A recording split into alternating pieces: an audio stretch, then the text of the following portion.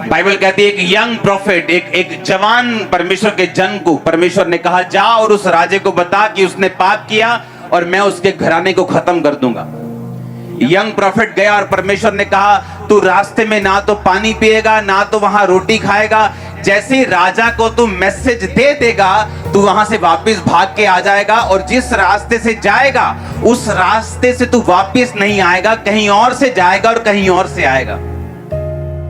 क्योंकि परमेश्वर को मालूम था अगर ये इस रास्ते से जाएगा और इतना बड़ा मिरेकल करेगा और वापिस अब इसी रास्ते से आएगा तो लोग हाय हेलो करेंगे, इसको बिठाएंगे, इसको खाना खिलाएंगे, इसको डिस्ट्रैक्ट करेंगे। परमेश्वर ने कहा जिस रास्ते से गया उस रास्ते से मत आना, किसी और रास्ते से आना, रास्ते में रोटी नहीं खाना, पानी नहीं पीना। और बाइबल कहती है जब वो राजा के पास गया और राजा ने जब उस नबी को उसका मैसेज सुनकर गुस्सा किया और अपना हाथ बढ़ाया कि इसे पकड़ लो और मार दो, जैसे राजा ने अपना हाथ बढ़ाया उसका हाथ खड़ा हो गया, उसको लकवा हो गया और राजा को यकीन आ गया कि ये नबी परमेश्वर ने खड़ा किया। और राजा ने उस नबी की बात को सुना और नबी वापिस आ रहा। लिखा है एक बूढ़ा नबी उसके पास आके बोलता है, कहता कहां जा रहा है? उसने कहा वापिस जा रहा हूं। उसने कहा परमेश्वर ने मुझे मैसेज दिया तेरे लिए कि आ तू रोटी खा और पानी पी। और वो डिस्ट्रैक्ट हो गया और उसके घर जाके उसने खाना खाया और पानी पिया और परमेश्वर का वचन पहुंचा तूने मेरी आज्ञाओं को तोड़ा, अब तू जीवित नहीं रहेगा। और वो रास्ते में बाइबल कहती जा रहा था, गधे के ऊपर एक शेर निकला, उसने उसको मार दिया। और जब वो बूढ़ा नबी आके उसकी लाश को देखता है तो शेर ने ना तो उसको खाया ना ही गधे को मारा और गधा उसके पास खड़ा था और जवान नबी मरा हुआ था। क्योंकि शेर जब भी शिकार करता है वो खाने के लिए करता है।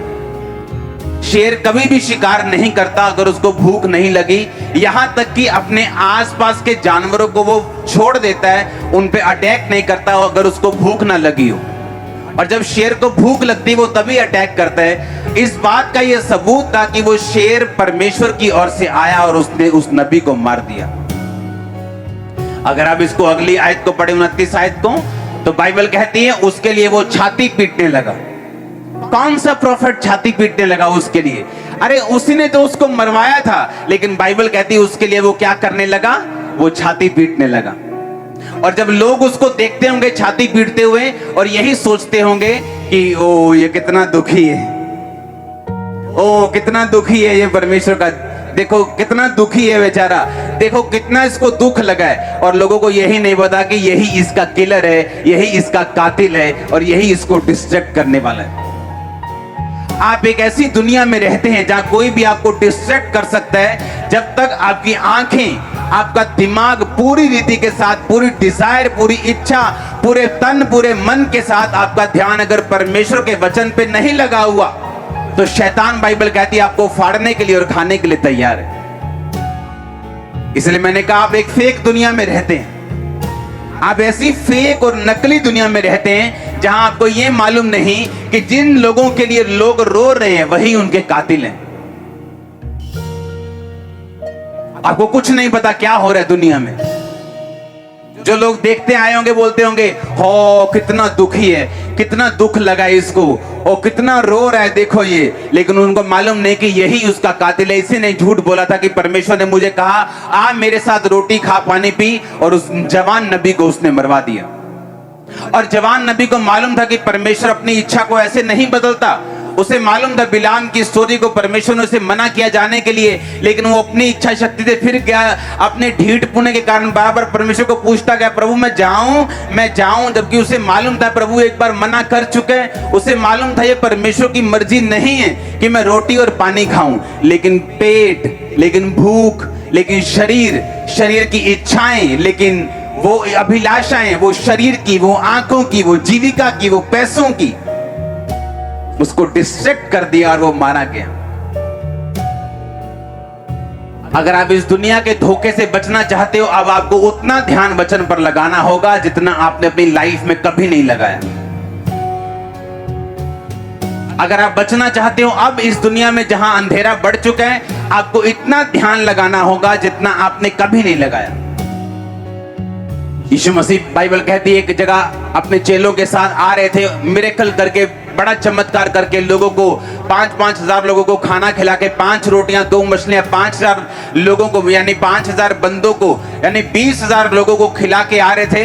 तो बाइबल कहती 5,000 पुरुष थे और स्त्रियां और बच्चे भी थे।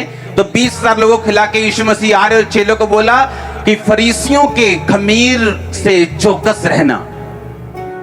और चेलों का दिमाग अभी भी रोटी पे लगा हुआ था। कहते परमेश्वर हम तो रोटी नहीं लेके आए तो खमीर कहां से चौकस कहां से रहेंगे।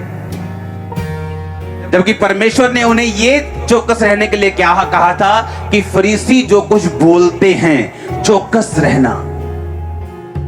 क्योंकि अब वो टाइम आ चुका है कि तुम्हें बड़ा ध्यान रखना होगा कि तुम क्या सुनते हो और तुम किससे सुनते हो। इसलिए अगर आपके पास परख का आत्मा नहीं है तो आप डिस्ट्रैक्ट हो सकते हैं, आपका ध्यान भटक सकते हैं, शैतान उसका फायदा उठा सकता है। यीशु मसीह ने कहा फरीसियों के कपट रूपी खमीर से चौकस रहना। चौकस रहना वो क्या बोलते हैं उनकी बातों का यकीन मत करना, क्योंकि अगर आप सबकी बातों को सुनेंगे आप मिस कर जाएंगे परमेश्वर आपसे क्या कह रहे हैं।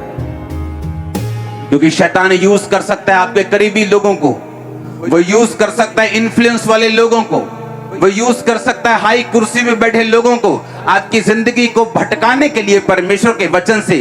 क्योंकि बाइबल कहती परमेश्वर के वचन पर आप केवल अड़े और खड़े रह के आप फोकस रख के ध्यान लगा के ही खड़े और अड़े रह के रिजल्ट ले सकते, नहीं तो नहीं ले सकते। इसलिए यीशु मसीह को बड़ी चिंता थी कि तुम लोग क्या सुनते हो।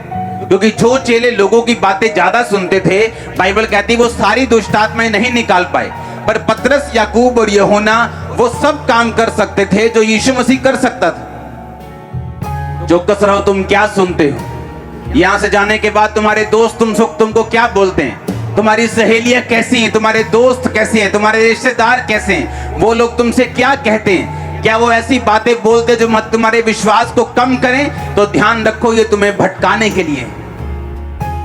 वो बूढ़ा नबी जब जवान नबी से मिला तो उसने कहा उसको ऐसा दिखाया कि वो उसकी बहुत चिंता करते हैं। आया यार कुछ खा पी ले, देख तू कितना सूख गया है, देख तू रास्ता बड़ा है, हाय तू ऐसा लग रहा है, आजा कुछ खा ले। कोई बात नहीं, परमेश्वर ऐसा थोड़ी है, तूने उसका काम कर दिया ना, आजा खा पी ले थोड़ा सा। इमोशनल लोग आपको भटका सकते हैं। हालेलुया, जय मसीह की। मेरा ईमान है कि आज की वीडियो के वसीले से आपने बहुत बरकत को पाया। इसी तरह की और ज़्यादा वीडियो देखने के लिए आप हमारे YouTube चैनल को सब्सक्राइब करें। Thank you.